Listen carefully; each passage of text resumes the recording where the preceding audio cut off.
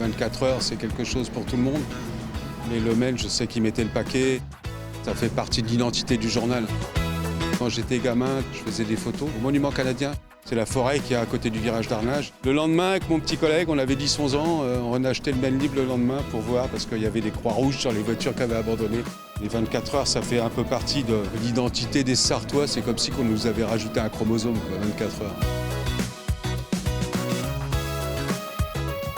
Les voitures, oui, ça va vite, mais il faut le cadre quand même. Il faut voir ce qu'il y a derrière, l'architecture de la photo. Il faut qu'il y ait des lignes de fuite. Il y a une construction quand même derrière. On ne se focalise pas que sur la voiture. Des fois, on va voir des photos où la voiture est en petit et il y a tout un panorama derrière qui est valable aussi, quoi. C'est un tout.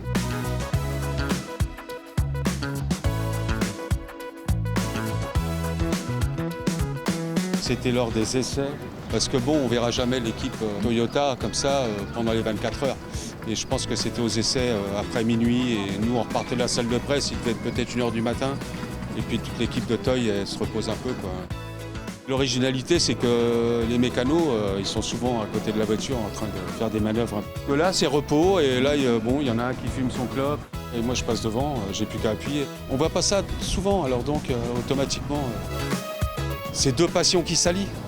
La photo et les 24 heures. Puis d'être présent là, à la gare, où il y a plusieurs milliers de personnes qui vont passer. Pour un photographe, c'est magnifique, quoi. J'ai fait une rencontre il y a à peu près 1 an et demi. David Ternley, qui est un grand photographe reconnu dans le monde entier, et notamment photographe reporter de guerre et qui a photographié pas mal de personnalités. Je lui ai proposé de venir aux 24 heures l'année dernière.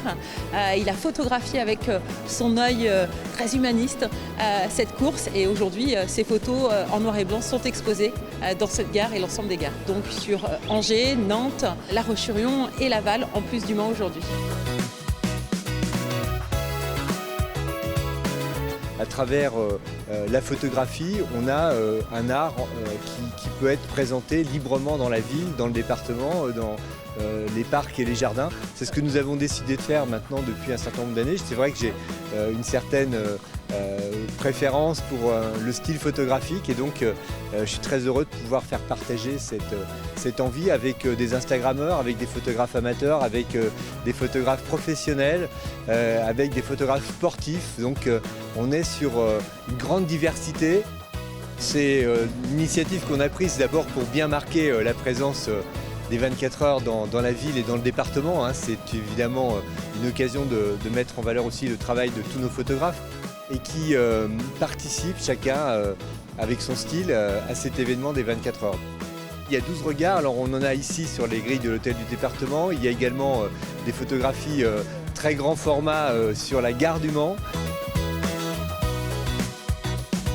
Les initiatives du département, on s'était coordonné il y a 1 an et demi pour savoir ce qu'à chacun allait faire, pour faire en sorte que les 15 jours des 24 heures soient pleinement assumés, à la fois dans les gares de la région, ça a été annoncé, celle du Mans bien entendu, qui est une entrée bien sûr dans l'univers des 24 heures, et puis dans la ville, partout, avec le pavoisement, avec tout ce qu'on va mettre en œuvre, pour faire en sorte que ça soit une fête et que la ville soit pleinement dans la course, comme la course a donné un nom à une ville maintenant qui est mondialement connue.